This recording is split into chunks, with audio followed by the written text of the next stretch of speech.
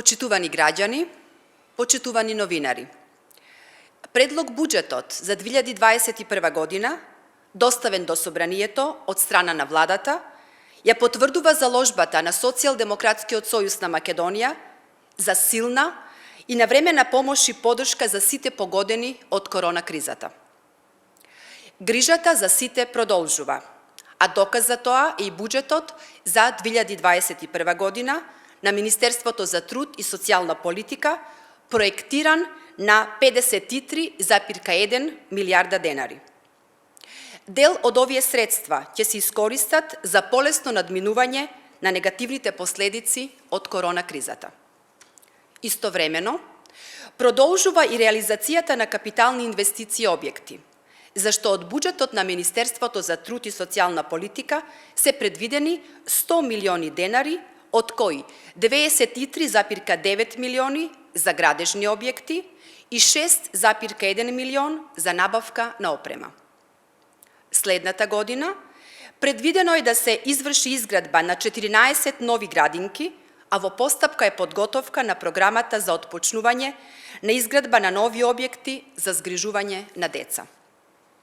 Целта е да се овозможи пристап на деца од предучилишна возраст и во руралните средини, односно во средини каде досега немало градинки. Во делот на социјалните надоместоци, во буџетот за наредната година, предвидени се 10,5 милиарди денари, со овие средства ќе се опфатат околу 300.000 корисници. Обезбедени се средства за зголемување на бројот на домаќинства приматели на гарантиран минимален приход за дополнителни 5.000 домаќинства, со што вкупната бројка на домаќинства опфатени со оваа мерка ќе биде 36.500.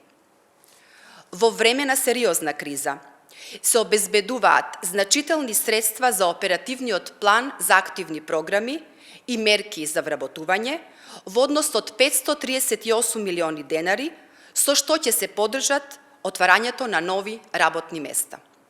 Почитувани, буџетот за 2021 година не само што обезбедува санирање на последиците од корона кризата, туку со него продолжуваме да ја намалуваме невработеноста, да се грижиме за најмладите, да обезбедиме редовна исплата на социјалните права, но и да ја продолжиме социјалната реформа.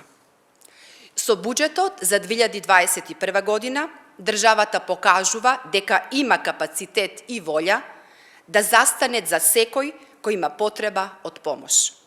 Затоа е важно овој предлог буџет да биде усвоен од страна на сите пратеници во Собранието, за грижата за граѓаните да продолжи уште повеќе и уште подобро.